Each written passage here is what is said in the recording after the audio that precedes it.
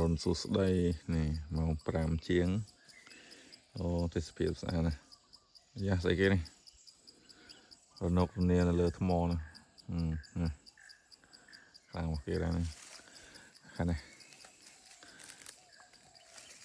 តាមព្រៃតាមអីរឹងទី3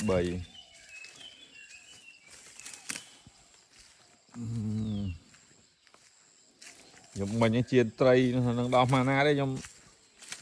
ជៀនត្រីទុកព្រឹកខ្ញុំសង្ស័យអត់ទុកទេជៀនហ្នឹងគឺជាអូនេះជៀនត្រីសតត្រីទៅមើលមុខជៀនត្រីទុកព្រឹកអូនេះឯងគេពីនេះឯងនេះបងឡោគេជៀនត្រីទុកព្រឹកឥឡូវជៀនត្រីទុកព្រឹកអូនេះបងបីអឹមនេះថ្មីថ្មីទៅណាមើលនោះបងបីអឹម